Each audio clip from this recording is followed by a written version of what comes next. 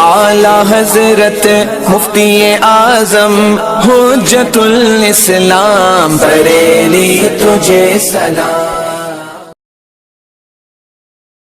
السلام علیکم ورحمۃ اللہ تعالی وبرکاتہ۔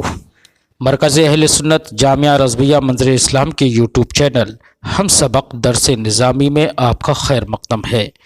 پیارے بچوں، آپ میں سے جنہوں نے اب تک ہمارے چینل کو سبسکرائب نہیں کیا ہے وہ ضرور سبسکرائب کر لیں اور اپنے ساتھیوں سے بھی شیئر کریں اور بیل آئیکن بھی ٹچ کر دیں تاکہ ہر اپلوڈ کی نوٹیفیکیشن آپ تک پہنچ سکے، اور اپنے ساتھیوں سے بھی شیئر کریں اور بات پسند آئے تو لائک بھی کریں۔ اب آپ کو جامعہ رضویہ منظر اسلام کے ایک اہم اور ماہر استاذ حضرت مفتی محمد قمر صاحب آپ حضرات کے روبرو ہوں گے۔ وہ آپ کو تلخیص المفتاح جو بلاغت کی ایک مشہور ترین کتاب ہے وہ پڑھائیں گے۔ آپ حضرات ان سے غور سے سنیں اور اپنی کتاب کو یاد کریں۔ بسم اللہ الرحمن الرحیم وہی قسمان بسیطۃ ومرکبۃ۔ یہاں سے مصنف علی الرحمہ حل کی دو قسمیں بیان فرماتے ہیں حل کی دو قسمیں، ایک کا نام ہے حل بسیطہ اور دوسری قسم کا نام ہے حل مرکبہ۔ ایک قسم کا نام حل بسیطہ اور دوسری قسم کا نام حل مرکبہ۔ حل بسیطہ کس کو کہتے ہیں؟ فرماتے ہیں حل بسیطہ اس کو کہتے ہیں کہ جس کے ذریعے سے کسی شے کے وجود کو طلب کیا جائے، کسی شے کے، اور جہاں پر کسی شے کے لیے کسی شے کے وجود کو طلب کیا جائے تو اس کو حل مرکبہ کہتے ہیں۔ جہاں پر کسی شے کے وجود کو طلب کیا جائے تو اس کو حل بسیطہ کہتے ہیں، اور جہاں کسی دوسری شے کے لیے کسی شے کے وجود کو طلب کیا جائے اس کو حل مرکبہ کہتے ہیں۔ اس کو کیا کہتے ہیں؟ حل مرکبہ۔ مثلا ہمارا کہنا حل الحرکت موجودۃ، کیا حرکت موجود ہے؟ تو یہاں پر جناب والا نفس حرکت کے لیے ہم وجود کو طلب کر رہے ہیں، نفس حرکت کے لیے وجود کو طلب کر رہے ہیں۔ لیکن اگر ہم یہ کہیں حل الحرکت دائمۃ، کیا حرکت دائمی ہے؟ اب یہاں پر دیکھو حرکت کا وجود تو ہم مان چکے ہیں، لیکن اب اس کے بعد دوام ہم پوچھ رہے ہیں، کیا اس کے لیے دوام ہے یا نہیں؟ تو اب شے موجود کے لیے کسی دوسری شے کے وجود کو طلب کر رہے ہیں، یعنی حرکت کے وجود کے لیے اب کیا طلب کر رہے ہیں؟ ہم دوام کو طلب کر رہے ہیں کہ آیا شے موجود یعنی حرکت کے وجود کے لیے دوام ہے یا نہیں۔ تو جہاں نفس شے کے لیے کسی چیز کے وجود کو طلب کیا جائے تو اس کو کہتے ہیں حل بسیطہ، اور جہاں پر کسی شے کے لیے کسی دوسری شے کے وجود کو طلب کیا جائے تو اس کو کہتے ہیں حل مرکبہ۔ حل کی دو قسمیں، ایک قسم کا نام حل بسیطہ ہے، دوسری قسم کا نام حل مرکبہ۔ حل بسیطہ کہتے ہیں وہی التی یطلب بہا وجود الشیء، کہ جس کے ذریعے سے شے کے وجود کو طلب کیا جائے، جیسا کہ ہمارا قول حل الحرکت موجودۃ، کیا حرکت موجود ہے، یا نفس حرکت کے تعلق سے وجود کو طلب کیا جا رہا ہے۔ ومرکبۃ، حل مرکبہ کہتے ہیں وہی التی یطلب بہا وجود شیء لشیء، وہ ہے کہ جس کے ذریعے سے کسی شے کے لیے کسی دوسری شے کے وجود کو طلب کیا جائے، جیسا کہ ہمارا قول حل الحرکت دائمۃ، کیا حرکت دائمی ہے، کیا حرکت؟ اب حرکت کے وجود تو ہم پہلے ہی مان چکے، اب اس کے لیے دوسری چیز دوام کے وجود یا عدم وجود کے تعلق سے سوال کر رہے ہیں۔ والباقیۃ لطلب التصور فقط، اب فرماتے ہیں کہ تم نے استفہام کے دو الفاظ کے تعلق سے گفتگو کو ملاحظہ کر لیا، حمزے کے تعلق سے بھی گفتگو کو ملاحظہ کر لیا، حل کے تعلق سے بھی گفتگو کو ملاحظہ کر لیا، اور یہ بات بھی جان لی کہ حمزہ طلب تصور اور طلب تصدیق دونوں کے لیے آتا ہے، اور حل صرف و صرف طلب تصدیق کے لیے آتا ہے۔ لیکن اس کے علاوہ جتنے بھی الفاظ استفہام ہیں وہ فرماتے ہیں وہ صرف و صرف جناب والا طلب تصور کے لیے آتے ہیں، وہ صرف اور صرف طلب تصور کے لیے آتے ہیں۔ تو رہا حمزہ وہ طلب تصور طلب تصدیق دونوں کے لیے آتا ہے، رہا حل تو وہ طلب تصدیق کے لیے آتا ہے۔ ان دو کے علاوہ جتنے بھی الفاظ استفہام ہیں وہ صرف اور صرف طلب تصور کے لیے آتے ہیں۔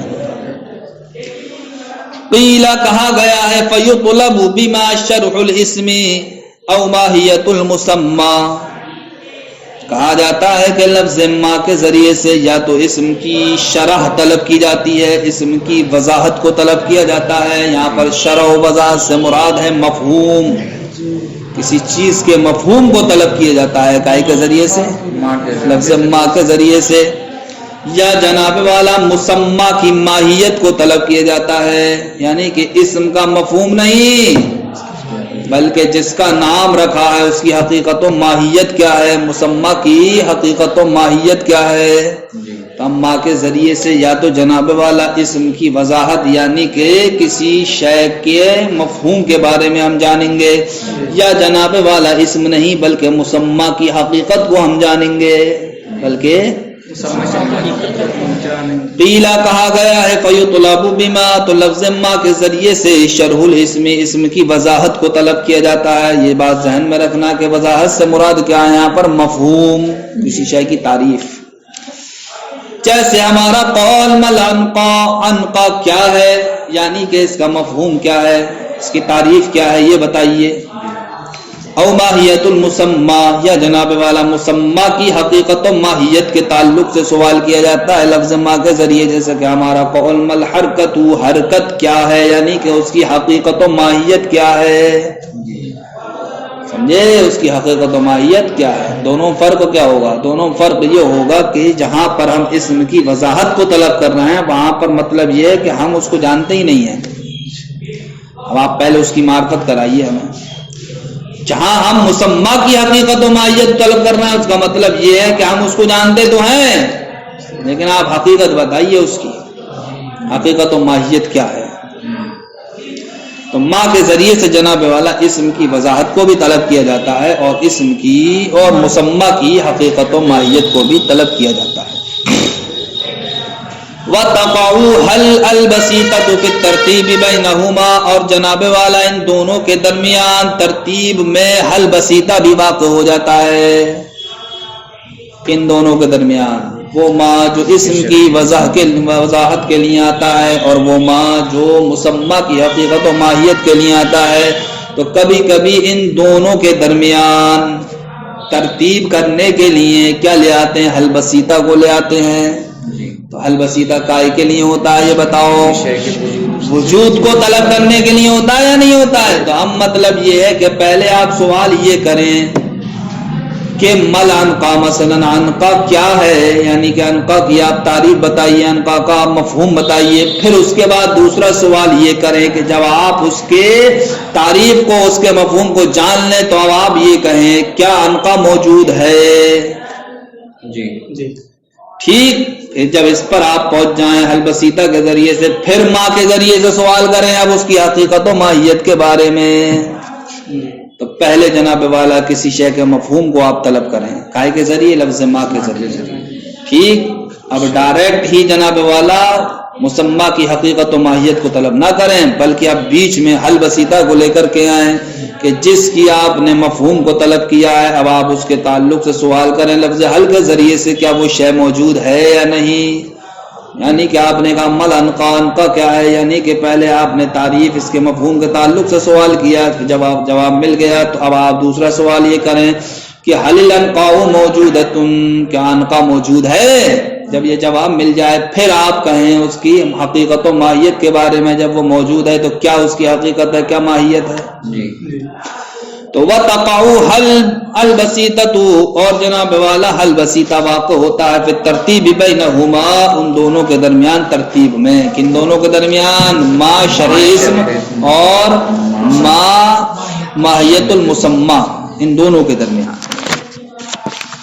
وَبِمَنْ الْعَارِضُ المشخص لذی العلم كقولنا من فی الدار، لفظ من کے ذریعے سے جناب والا کس کے تعلق سے سوال ہوتا، لفظ من کے ذریعے سے اس امر کے تعلق سے سوال ہوتا ہے جو امر کیا ہوتا ہے، عارض ہوتا ہے۔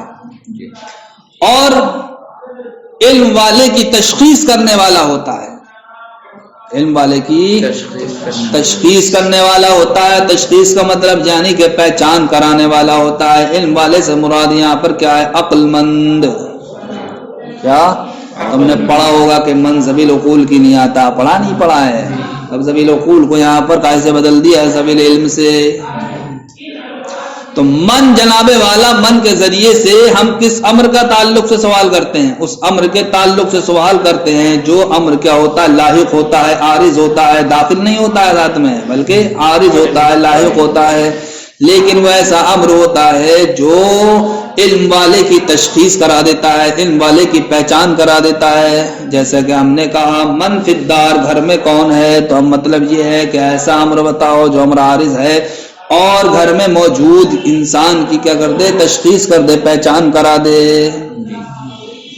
سمجھے؟ گھر میں موجود شخص کی پہچان کرا دے۔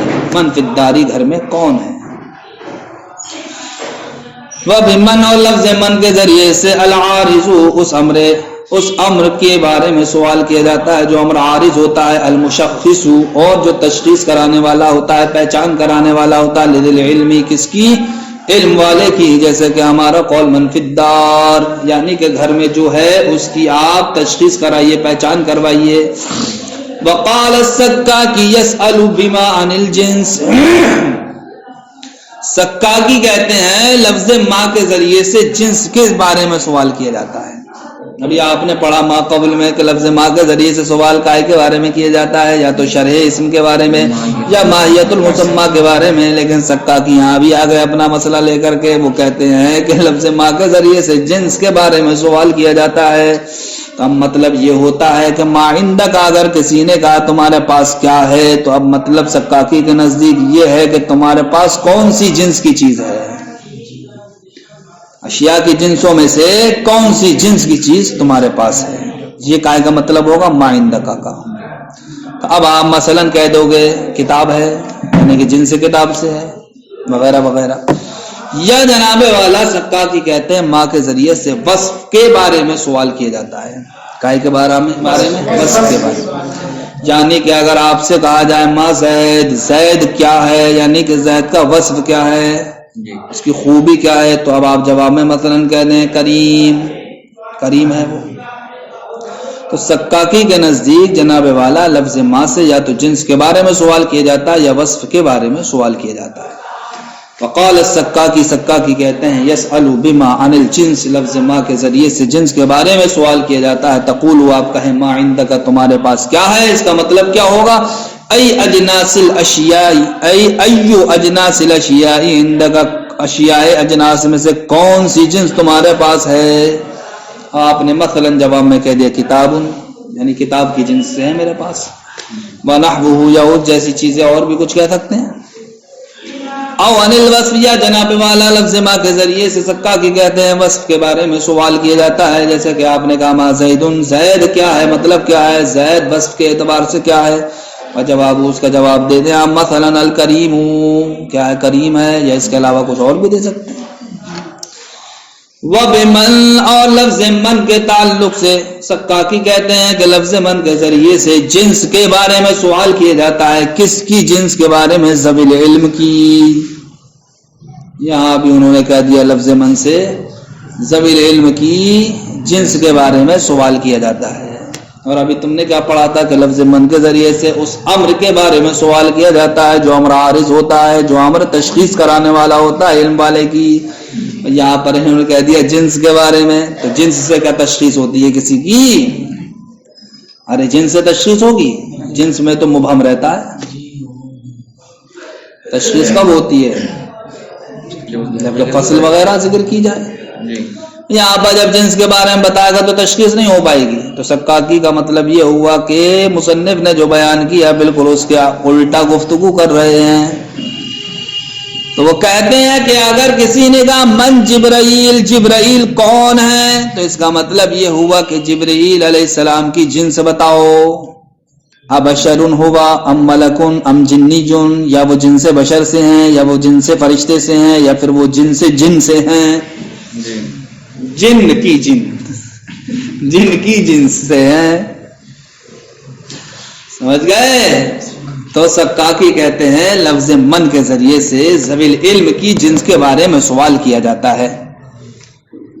لفظ من سے ذوی العلم کی جنس کے بارے میں سوال کیا جاتا ہے. ٹھیک، تو ان کے نزدیک من جبریل کا مطلب کیا ہوگا کہ جبریل علیہ السلام بشر کی جنس سے ہیں یا جن کی جنس سے ہیں یا پھر فرشتے کی جنس سے ہیں. ٹھیک، یہ مطلب ہوگا. تو اب آپ جواب میں کیا کہہ دیں گے؟ ملک، یہ کہہ دیا. ٹھیک، لیکن مصنف علیہ الرحمہ بیان فرماتے ہیں سکاکی کا یہ کہنا کہ من کے ذریعے سے ذوی العلم کی جنس کے بارے میں سوال کیا جاتا ہے، اس میں نظر ہے. نظر کیوں؟ اس لیے کہ من کے ذریعے سے تو اس امر کے تعلق سے سوال کیا جاتا ہے جو امر عارض ہوتا ہے اور علم والے کی تشخیص کرانے والا ہوتا ہے. لہذا اب آپ کا یہ کہنا کہ جنس کے بارے میں اس سے سوال کیا جاتا ہے یہ درست نہیں ہوگا. جب درست نہیں ہوگا تو اب من جبریل کے سوال کے جواب میں صرف ملک کہنا کافی نہیں ہوگا، بلکہ عبارت کو اور بڑھانا پڑے گا. جو عبارت کیا کر دے، تشخیص کر دے. مثلا کہنا پڑے گا ملک من عند اللہ. تو ایسے فرشتے ہیں جو اللہ کے پاس سے ہیں. اب تشخیص ہو جائے گی. ارے ملکن کہنے سے تشخیص ہوئی کیا؟ ارے فرشتے ہیں تو فرشتے میں بھی تو کیا ابہام رہ گیا یہاں پر. اور من آتا ہے جناب والا تشخیص کے لیے، تو تشخیص کب ہوگی؟ ملکن کے ساتھ اور عبارت بڑھاؤ کہ یأتینی من عند اللہ امر اللہ، کہ وہ اللہ کے پاس سے اللہ کا حکم لے کر کے آتے ہیں. اس عبارت کو اور بڑھاؤ تب کہیں جا کر کے تشخیص ہوگی. لہذا سکاکی کا یہ کہنا کہ من یہ جنس کے بارے میں سوال کرنے کے لیے آتا ہے ذوی العلم کی، اس میں کیا ہے؟ نظر ہے. وَبِمَنْ، اور لفظ من کے ذریعے سے عن الجنسی جنس کے بارے میں سوال کیا جاتا ہے من ذوی العلم، ذوی العلم کی. یہ کون کہتے ہیں؟ سکاکی کہتے ہیں. تو آپ کہیں گے من جبرائیل. جبرائیل کون ہے؟ اس کا مطلب یہ ہوا ابشر ہوا ام ملکن ام جنی، یا وہ جن سے بشر سے ہیں یا وہ جن سے ملک سے ہیں یا پھر وہ جن سے جن سے ہیں. وفیہ نظر، سکاکی کے اس قول میں کیا ہے؟ نظر ہے. کیوں نظر ہے؟ اس لیے نظر ہے کہ من یہ جناب والا جنس کے بارے میں سوال کے لیے نہیں آتا ہے، بلکہ اس امر کے بارے میں سوال کیا جاتا ہے من کے ذریعے سے جو امر عارض ہوتا ہے اور علم والے کی تشخیص کرانے والا ہوتا ہے. السلام علیکم ورحمۃ اللہ.